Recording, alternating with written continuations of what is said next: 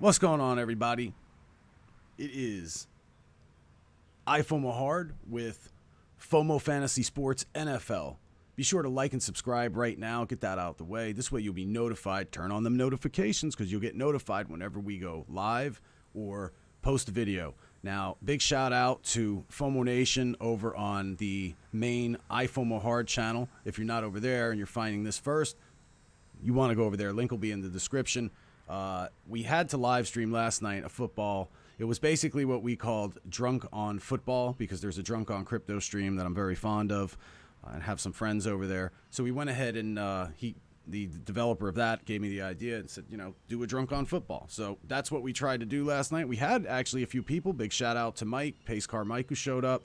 Big shout out to Golden Yogi, who showed up. And big shout out to Scenarius Lives, a.k.a. Andrew Sixon. And even Austin showed up and screamed Antonio Brown a couple times. So it was definitely a success if that happened. That was on the iFOMOhard channel, not on this one. So there is a difference. This one's going to be predominantly, like you know already, about football. So without any further ado, let's dive right into it. Okay.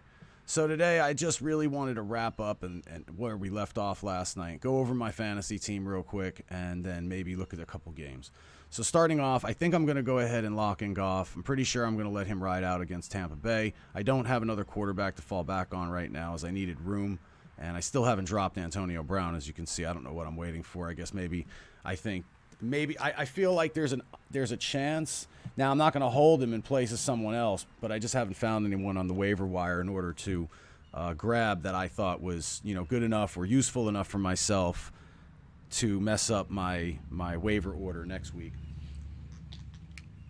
This is kind of like a snake thing. If you don't use it, I think you get a better position. So I want to make sure next week I can maybe pick up another running back, although with Melvin Gordon coming back, and we'll talk about that in a second. So I'm locking in Goff. I also have Cooper Kupp. So this should be some big points. Now, the gentleman I'm playing this weekend actually ran off 30 points already with Devontae Adams. There's absolutely nothing I can do about that but sit there and watch and cry, and there you go. Good, not good thing, but he did get hurt in the last half of the game, so I suspect if he had not gotten hurt, he might have gone off for 50 points or more. They were targeting him. He missed a couple touchdown opportunities, and I got lucky for that. So I'm happy that he only got 30, to be honest. All right, so let's go back to my team and see what we're going here. Now, I have a lack of running backs right now. Remember, I traded away Bell to get Beckham, basically, and I got Gordon with him. And now Gordon looks like he's paying dividends. It was a brilliant trade. So this could save my season. The problem is I'm already 1-2. This is an 8-man league. Now, not to say that you can't have 3 losses and still come back and get in the playoffs, but it will make it extremely difficult on me. Problem is I got the injury bug. I got the AB bug, and then I got the injury bug. Saquon Barkley is on the bench right now. He's out for 4 to 6 weeks. That hurts. Thank God. Good news is Melvin Gordon's coming back. Now, today he is playing against the team that gives up the most fantasy points to running backs. This is a perfect game for him to come in and get a few touches on. Maybe, break 1 or 2. I don't use running backs typically the first week they come back from injury or from any kind of holdout, something like that, because they all complain, let me back that up. I've heard Sean Alexander publicly complain that he didn't realize the game was as fast as it was. It was much faster when he came back. So they lose that vision when they're not on the field, I think. So I'm really kind of iffy about that, about starting Gordon. But I may have to, because my only other option right now is LaShawn McCoy, who I did trade Kelsey for. So this is what I traded him for. I will run LaShawn McCoy because this is exactly the moment that I needed him. And if he can't perform against Detroit, who gives up the 5th most fantasy points to running backs, then that trade was kind of shitty on my part. I should have kept Kelsey. But it was such a good trade, I had Kelsey to deal with. I still think there's a lot of upside for McCoy. He could be like a 20-plus point scorer a game, maybe 100 yards now, per game. You got a few of them. Because under Andy Reid and the system, the fact they have, they know each other. Obviously, they have some respect for each other if he's back over there. So there is some personal attachment there. Maybe some nepotism. Who knows? Phillip Lindsay playing in Jacksonville. Now, Jacksonville gives up the 7th fewest points to running backs. Okay. Phillip Lindsay has not really proven himself to me yet this year. I mean, he had that big breakout game last week against Green Bay, 29 points. But after watching the Eagles play, Green Bay's kind of soft on that running D. They're playing Jacksonville. Now, Jacksonville's more like a pass defense, but they still got the defensive backs that can get up in your face and jam you. Jalen Ramsey's still on the team, so I don't know, man. I mean, I'm really torn between Lindsay right now. This is one of the biggest decisions that I have to make. Lindsay, who plays at 4:25 tonight against Jacksonville, or stick Melvin Gordon in there at 1 o'clock against a soft-ass defense like this and let him get his touches. Now, I'm not really sure. Do they use him a lot? Being it's going to be an easy game, do they even want to use him like that? You know, I think they're going to let him stay out there as long as possible while the game is competitive, if it's like a soft running game for him. And I'm just, you know, I'm really, really torn because this is the guy that I traded all the nuts for. Now, and even more so, it has nothing to do with Detroit. It's just, you know, I got LaShawn McCoy for this deal also. So I feel like if I have both players, look, if this was week 2, he was back, I would have started him for sure. You know, second week, like next week. Next week, I'll start him for sure, as long as, you know, everything looks copacetic today. Lindsey, I picked up off waivers. Now, he is projected, you know, in all fairness, Lindsey is projected. Where's the projections? Did it already start? It's usually on my phone, and it'll tell you. I'll just look at it here. Projections. There we go. All right, so Lindsey is projected to score 15.83. McCoy, 10.67, which I think is very low. And then 7.32 for Gordon. Again, Gordon's a wild card because he's playing against Miami. So why are they trying to give Lindsey this many projected points? Is he really going to be that running back? Is he really going to be that guy? I've always felt like Denver never uses him properly. And we were speaking last night, this game could end up being like a 6-3 game. And that's my hesitation. I don't know if he'll get enough in yardage, and maybe he'll get the touches, but I just don't see Lindsey. Like 15, I think, is a... Here, LaShawn McCoy with the 10.67, man, I feel like that's undervalued. This here, I feel like it may be just right or overvalued, and I need someone who can do more than that. So Gordon could be a surprise. He could find the end zone today. Maybe he finds it twice. Who knows? Maybe they just put him in there for a couple downs and he breaks one, you know. But that's a lot of ifs to go with, so I'm really, really torn on this decision. I think we'll come back to this. As it is, Phillip Lindsay staying. Gordon may start. I also have the flex situation. So I have Odell Beckham, wide receiver. I want to sit him in the worst way today against Baltimore. After what I witnessed and how Mayfield played, and he's also a sit him on the fantasy, the NFL site. They're saying sit him. So if they're sitting the quarterback, how the hell is Beckham supposed to get anything done? After what I witnessed, I think, what was it, a Monday night game? Or was it a Sunday night game last week? They just, that offensive line just evaporated. I don't know what happened. And now you're playing Baltimore? Come on. So this is another tough decision, but I really have to start my star. He was one that I went for in that draft also. I got him. Now I feel like I should start all three of my the guys I got from the draft. You know? That would be McCoy, Beckham, and Gordon. All for basically Bell. The only one I didn't get, well, McCoy came over after Kelsey, remember. So Kupp is staying against Tampa Bay. Goff and Kupp are locks. Ingram playing against Washington, the tight end there. He's a lock for me because I don't have anyone else right now. I could have had two really good tight ends, but I wanted the running back. Saquon Barkley is out. He's on the bench, and now I got to deal with Gordon, see if he wants to go in. And Diggs even. I could see Diggs having a breakout game against Chicago, except I'm probably going to run Chicago's defense. I have Chicago against Minnesota.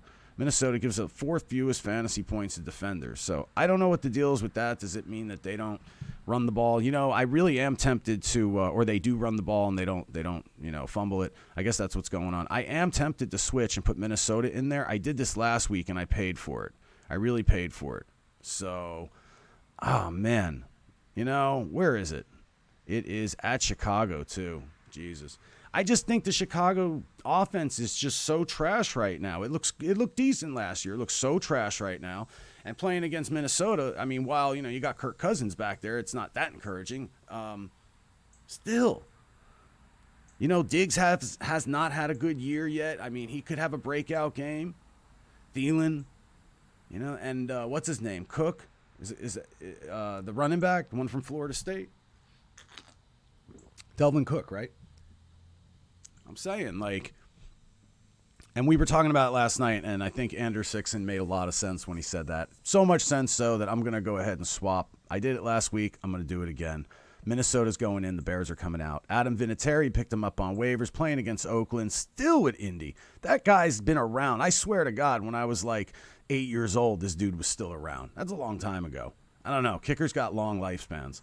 So let me update that right now so I don't forget. So I am going to go out on a limb, try to start Minnesota, only on the reason being is that I just think that with potential turnovers and fumbles and just dumb things, 3 and outs, I just think that Minnesota might fare better and get more points than Chicago, even though Chicago is at home.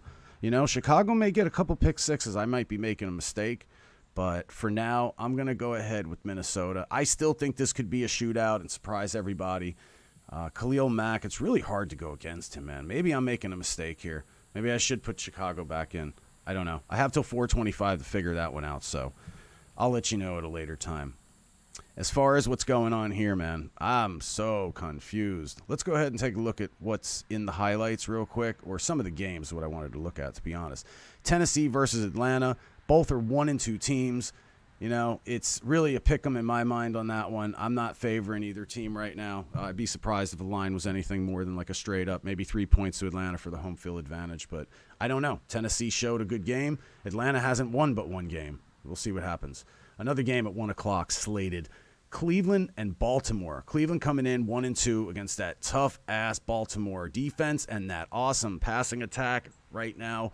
Lamar Jackson still getting it done. I don't know how Cleveland's defense is going to respond to that. If they can somehow contain him and, slow him down a little bit, then Cleveland may have a shot in this game. But Odell Beckham has got to get involved, and this dude's got to make some throws. Unfortunately, they got him on a sit-him, so I don't know. We'll see. Maybe Nick Chubb can carry him. New England and Buffalo, both 3-0 teams. I don't know how many. There's a few left. There's a few 3-0 teams left. There'll be one less today. I got New England in this one. But Buffalo, man, being 3-0, I still think they're trash, but somehow they're in a division of the Jets and Miami, so it's not quite that hard. Kansas City and Detroit. Kansas City 3-0 right now. Kansas City, the truth. Kansas City and New England, the truth. Against Mike's underdog pick of the week in the Detroit Lions at 2-0-1. They actually had a tie already. I don't know about that. I think KC gonna do what they do, and it's just basically, can you keep up and keep scoring with them? And if not, you can't win. Carolina versus Houston. Houston 2-1. Carolina 1-2. I still like Carlos Hyde down there. I still think, and I'm not a Hyde fan, but I think that some fantasy points could be really earned from this, especially against Carolina this week. I'm tempted to pick him up, but I already have enough craziness going on. I don't want another garbage man potentially on my team. Although if he does have a breakout game, he might be worth something. Oakland and Indy 1-2 to 2-1. Indy 2-1. I tell you what, Brissett is not that bad, and if they start working in Ebron and there's just, man, I think Indy still has it there. It's just about changing into the new system for this kid, because I notice it's not as much tight end work with him, or at least my stats say so. Oakland going 1-2. I don't even know what to say. They put a bunch of time and effort, I think, into AB. Thought he was going to be what brought him there. But you know how that goes. Chargers 1-2 against the Miami Dolphins 0-3. Now the Chargers being 1-2 are really wow to me. Everybody says so much about Eckler there and all this. I tell you what, they need Gordon. That's why they're 1-2. Gordon's coming back. I feel like the Chargers got to win this game. If they give Miami a win with Gordon coming back, oh my God, it would have to be something like he gets hurt or something. I see Chargers stomping them. Maybe Gordon does run in limited capacity. However, I am tempted to start him. I don't know what I'm going to do yet. Washington and the Giants. Washington coming in 0-3. Giants not much better at 1-2. Look out for Shepard. Look out for Ingram. when Barkley comes back, that team could be pretty good. The quarterback, maybe he can be molded. We don't know what they have on their hands over there. God, no, I'm not a Giants fan. I'm a Tampa Bay Bucks fan. Seattle 2-1 against Arizona. 0-2-1. They were the other team that got the tie. Arizona, man, they're saying, excuse me, I don't know. I guess Arizona's really terrible. Seattle is Seattle again this year. Another game going off at 4:05. My fave. Tampa Bay 1-2 against the 3-0 Rams. All right, so I'm starting Goff. I'm starting Cup. I can't help it. Tampa Bay lost a piece of their defense that they really needed. I'm really disappointed in that. And the kicker, they still got these kicking problems. I don't suspect this is going to be a close game. It may be a high-scoring event, LA's defense hasn't looked – well, at times it's looked really solid. It has. I can't even lie. But Tampa Bay is also able to explode at times, and this could be a 20-plus point game on both sides here. Maybe take the over. Who knows? Minnesota and Chicago, 2-1, both of them. 2-1, both of them. This is the one I was torn on also. I still am. Which is the better defense today? That's what it boils down to for me. I'm not sure yet. I really hate going against Chicago. I did it last week. I paid for it. I could see Khalil Mack getting in there, making a few sacks. The problem is Andrew Sixon and Mike, they were all pointing out last night, is that, Dalvin Cook can come in there. He's a Florida State boy, so, I'm partial to him. I wish he was on my team for that reason. However, I can see him coming in and actually shredding up the secondary a little bit, forcing them to come in a little bit closer, which leaves Thielen. And Diggs hasn't had a big game yet. This is very true. I have him on the sideline. I'm tempted to start him too, but I need to see more than just one game out of him at 20-plus points, and I'm not sure he's even had that. I don't think he has. Jacksonville and Denver at 4:25. Jacksonville 1-2, Denver 0-3. Both really good defenses. Here's another game that could be 6-3. I still think Jacksonville going to pull it off because Denver's but you know what? They're a Florida team going into Mile High Stadium any given Sunday, guys. Any given Sunday. Dallas 3-0. Crypto Saints' favorite team against New Orleans 2-1. Al Sifa's favorite team. They're going heads up today. I think Dallas is going to pull it off because I really like the Zeke effect. I think Zeke just, and it's not even that Zeke has to be that great. He just has to be who he is with that line. That line is like they open the holes, they give him the opportunities, and Zeke can cut it up. I do think Dallas is going to pull this one off. It's a good rivalry game, at least on, for YouTube here, for crypto YouTube. This is a Sunday night game. Yes, it's on tonight, so maybe I'll stream while this is on and talk some cocky. Maybe we can get Al Sifa to show up and Crypto Saint, That would be dope. All right, Cincinnati versus Pittsburgh, Monday night, last game of this week, both 0-3. Let me tell you something. Another candidate to go 0-16 is Pittsburgh. Cincinnati will get their wins. They'll get a couple wins. Pittsburgh is in real trouble of not getting any wins this season. They lost Bell. They lost Brown. They lost Garbage Burger.